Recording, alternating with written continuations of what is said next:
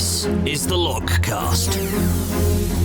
Advice, thoughts, and inspiration for these uncertain times. Thanks so much for listening once again, and please subscribe to make sure that you don't miss any future episodes at thelogcast.podnose.co.uk. In this episode, I chat to Will Grashoff. He's the founder and managing director of Oxfordshire-based recruitment experts Ox7 Talent Partners. He's an expert in job seeking and how to market yourself on LinkedIn. You could do way worse than spend the next 20 minutes listening to his advice on how to turn your life around and position yourself ready for the return to the new normal. What's the best thing for me to do right now if I don't have any immediate prospects? So I think the most important thing for you to be doing is to make sure that you're getting the support from the government that you're entitled to. They've done an unprecedented, package for people who are not only looking for work but who find themselves furloughed or in a situation they wouldn't otherwise be in because of COVID-19. So the first thing I would always advise people to do is to make sure they're getting all the kind of financial kind of benefits they're entitled to. It will be relatively new for a lot of people. So, using the government website and Martin Lewis's website is a really good resource to make sure that you're not kind of, struggling more than you need to be. So that's the first thing I would advise people to do. Secondly, you'll have seen, if you've been on the job market for any period of time, you'll have seen that the adverts and the amount of jobs kind of in the general market has just completely dropped off as of around kind of late March. What we're seeing now is all of the jobs advertised early March and kind of late Feb have also dropped off because they usually run for 6 weeks. So we're seeing a very, very sparse pool of jobs at the moment. Now, it's not going to be like that forever. And in fact, from looking at our data, and we look at the market regularly, it's definitely going up in the right direction. So that's a really positive sign. So making sure your CV is completely up to date and optimized is perfect. So CVs are private, so not many people see your CVs, whereas your LinkedIn profile is a very public representation of your career. So again, optimizing that for the people you want to be attracting. So the people who you want to see your LinkedIn profile and go, yeah, this guy has got exactly what I'm looking for. He's ticking all these boxes. I like his personality. I like the fact he's a little bit different. Or, I like the fact he's very professional. And I like the fact that, his spelling and grammar is perfect. Or, in his profile picture, he's wearing a suit and tie. That represents what our company are looking for. So making sure those two things are very much up to date and optimized, I think is incredibly important because, although you may not be getting best use of either of those kind of passports at the moment, in the next few kind of months or hopefully weeks, you're going to be noticing you're going to be applying for a lot more jobs and using your LinkedIn profile to connect with people as well.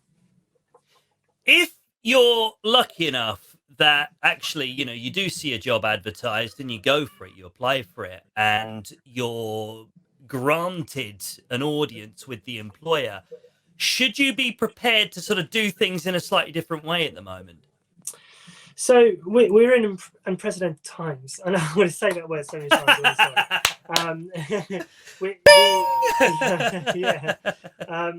So the way people recruit has had to adapt to social distancing, and not being always able to see client offices or to see candidates face to face. So you should really be prepared to maybe use video and video interviewing as an alternative to visiting an office.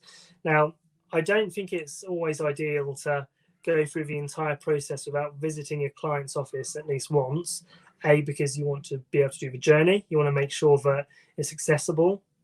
But you also want to kind of take a look around. I mean, it's all well and good, looking at the website and seeing how they display their their office on there, because they'll show you the best bits, but they won't show you the outside toilet, which has been blocked for 6 months, or the non-functioning water machine, or the instant coffee because they ain't got a coffee machine. So be prepared to do things slightly differently in the interview process, but just kind of have in the back of your mind that doing your own due diligence on a company is really important, and that does include visiting their office, seeing the environment, seeing the conditions, and doing a commute, really. So yes, I would be prepared to do things differently. We're really fortunate that a lot of our clients are really embracing the whole video technology, and they're more than happy to run as much of a process as they can via video, and then only when necessary to bring someone into the office and take all the kind of right precautions. And I think that's going to be extremely common across the industry. Fantastic. Because I know that I've seen a lot of people on LinkedIn in particular sort of panicking about, this is all a very different way of doing it now. But I think most companies, I get the impression they're starting to adapt and getting a feel for that now, aren't they? Yeah, absolutely. And you know what? I actually think it's a really good thing for the future as well. And, the efficiencies you can have from doing things like video interviews is fantastic. We've used video interviews for nearly 2 years now, and it shortens the whole recruitment process down. What it does as well is it allows the candidate, it means you don't have to take a day off work or half a day holiday to attend an interview. You don't have to fake a dentist appointment or a sickness to go and see a client. You can do it via video. And again, our clients have been really, and I know I say our clients, but I'm sure this is a good representation of across the board, but they've been so flexible in terms of times. They'll do it in the evening, 7 p.m. Let's say people looking after kids have to put kids to bed, and then they have their spare time. They've been doing video interviews in the evening. So I think going forward, it's a much more efficient way of doing it, and I think we'll see companies adopt that strategy a lot more, which in my opinion is a great thing. Now, don't get me wrong, not everyone likes video interviews. Not everyone is comfortable on camera, and not everyone shows their best side or performs that well in front of the camera. That is something people will potentially have to work on as video interviews become more and more normal, because they're going to be expected to do that as opposed to a face-to-face interview. Conversely, some people find face-to-faces absolutely nerve-wracking, and I suppose understandably so. Whereas videos can be a little bit less formal. Most of the time people, only see you from the face up, so you can sit there in your pajamas or, your boxer shorts if you feel more comfortable doing that, and have your shirt and tie on up there. But so yeah, I think it's something which people are going to get more and more used to as time goes on. One of my favourite buzzwords, apart from furlough, that we've I know what it's going to be. I know what it's going to be. Here we go. Pivot. Pivot. Pivot. Pivot. Pivot. Pivot. Shut up. Shut up. Pivot. Yeah, pivot. Yeah. Absolutely. Love it. It's such a beautiful and if we've got nothing else to be thankful for from this lockdown, pivot is being gifted with the word pivot. It's definitely one. So obviously we hear a lot about businesses pivoting. Obviously some businesses can't, but those that can seem to have done so. Can that be applied to an individual who may be job hunting? Yeah, do you know what? I was thinking about this very thing the other day. So I guess most businesses are pivoting because they don't have the resource, or they don't have the ability or the market to continue for the foreseeable future. So they need to draw on the skills that they have or that they can do and try and generate revenue in a slightly different way. Now, that absolutely can be applied to people who are looking for jobs. The great thing is, for people looking for jobs, is there's a lot fewer barriers to pivot as an individual as there would be for a business. So I see a lot of candidates who are looking to do that exact thing. They're looking to pivot. They may have worked in a market which was booming pre-COVID, but COVID-19 has massively reduced their capacity to operate in a kind of certain area. Hospitality, great example. People who were selling, I don't know, hospitality packages or managing events, they're now having to look at the skill set that they have and they've developed over years in this sector and apply it to look to apply it into a different area. So I'm seeing people successfully go from roles like event managers to project managers, a very similar skill set. And when you break it down, that skill set is so similar that actually, that pivot is quite easy for that person.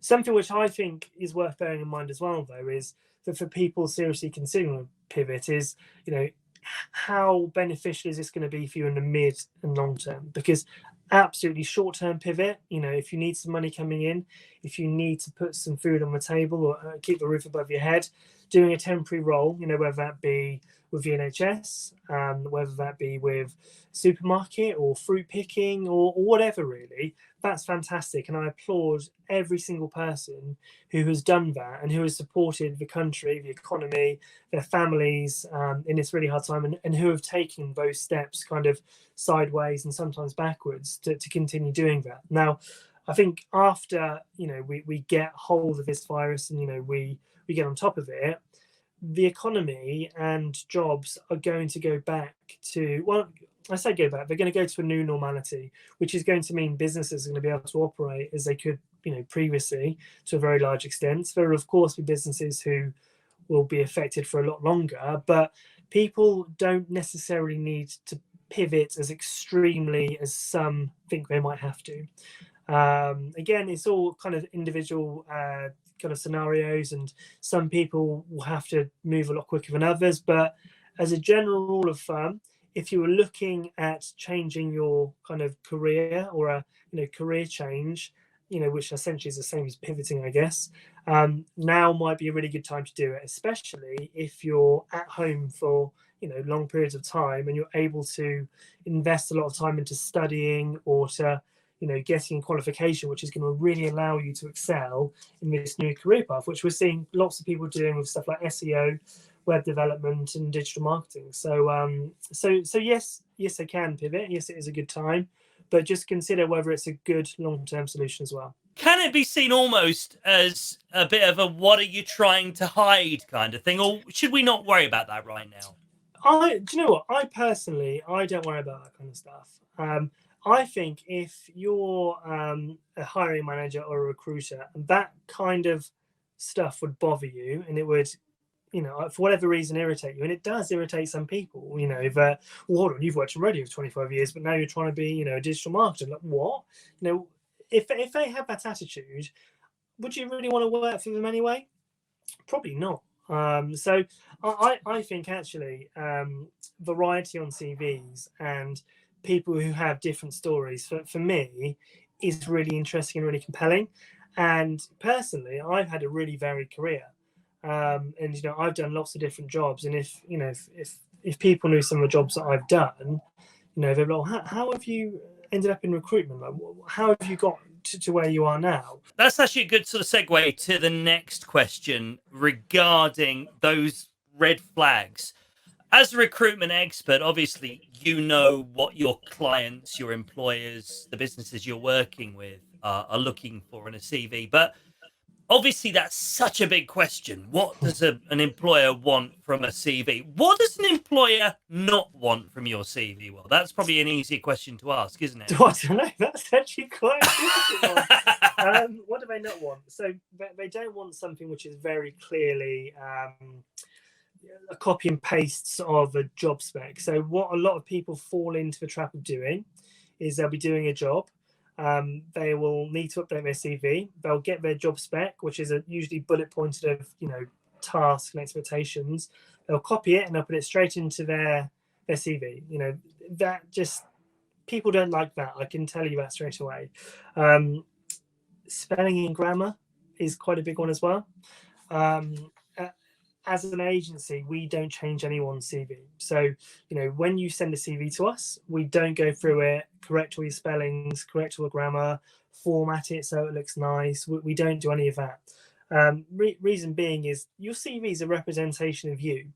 If you're going to take the time to go through it and just double, triple check it, but there's no errors, there's no spelling mistakes, there's no inaccuracies, then that reflects what your personality type is.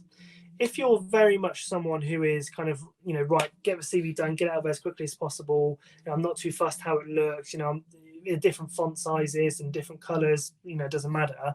Again, it's a very good representation of your personality, and I think as an agency, we want to represent our our candidates in the most honest way.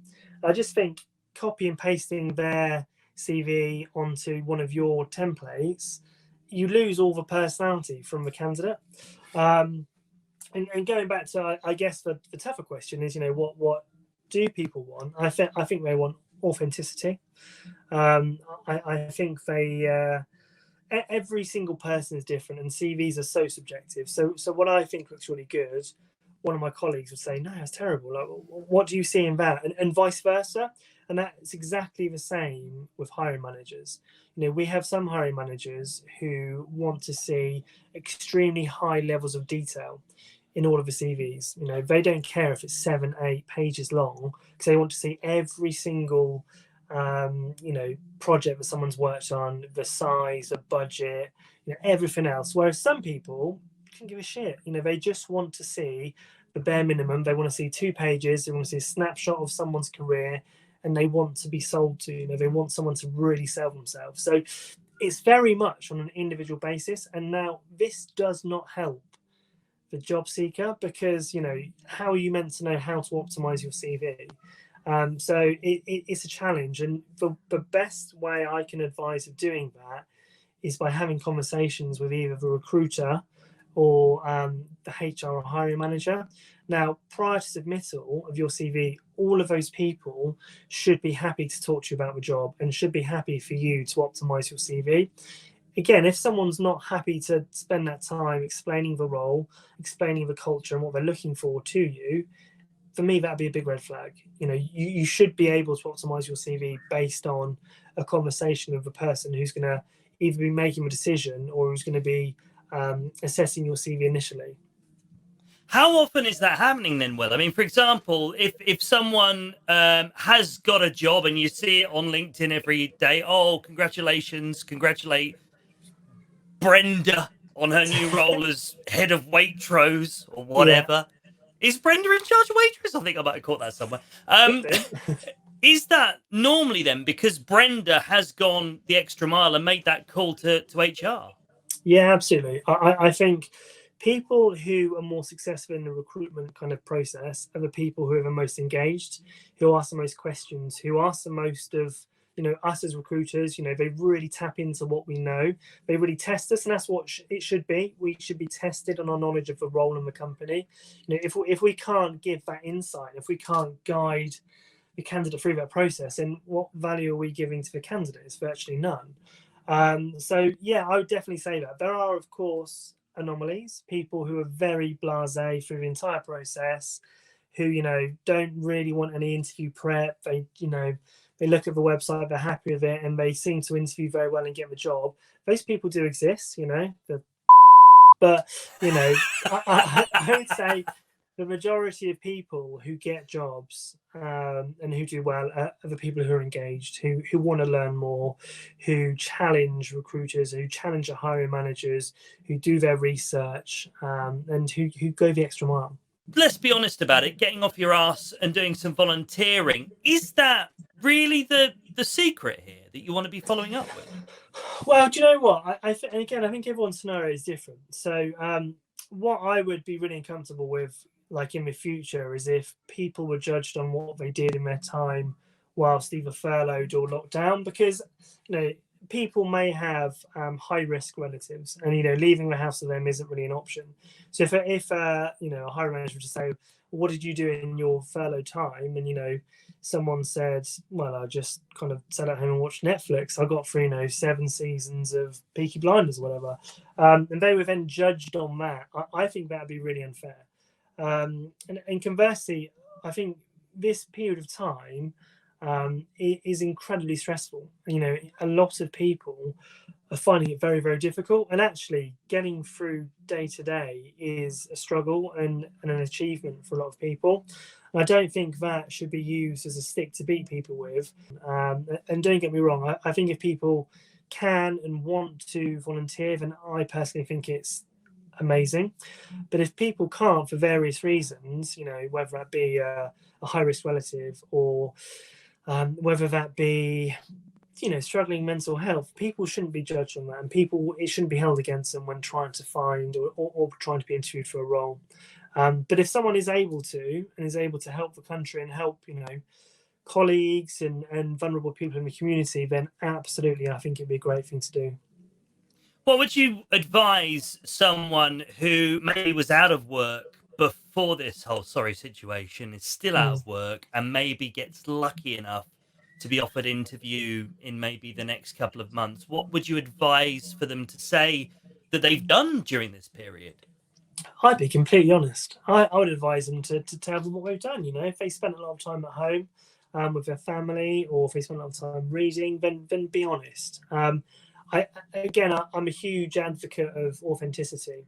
And if you have stayed at home and just watched Netflix, then just say that's what you've done. And, you want to hope that the hiring manager says, oh, what did you watch? What did you enjoy? And then you can have some, answers on what you did watch and enjoy. I think authenticity and being honest is really important. Don't try and portray yourself as something which you're not, or don't try and, mislead people that you went out and volunteered for the NHS and you're on the front line helping, seriously ill people, when, in reality you didn't, because A, that's extremely dishonest, and B, it's probably going to come out at some point down the line and you're going to look pretty stupid, and you'll probably, potentially lose a job. So being honest. Well, I want to thank you so much. The reason that we're chatting today is because I've been a really big fan of the way that you run your LinkedIn page, and I happen to know one of my clients on the podcasting side of things is a really big fan, and that's how he found me, because you were featured on, I think, episode 3 of the Lotcast. So obviously you've got a really good knack of using LinkedIn. Just give everybody your details, how they can get in touch with you and connect with you, because I think they would learn something just by looking at your LinkedIn, to be honest. Well, so my personal page is Will Grashoff. It's Grashoff. It's a really weird one. Everyone always spells it wrong. So all you have to do is look out for the photoshopped image of me when I was about 2 stone lighter and a lot better looking.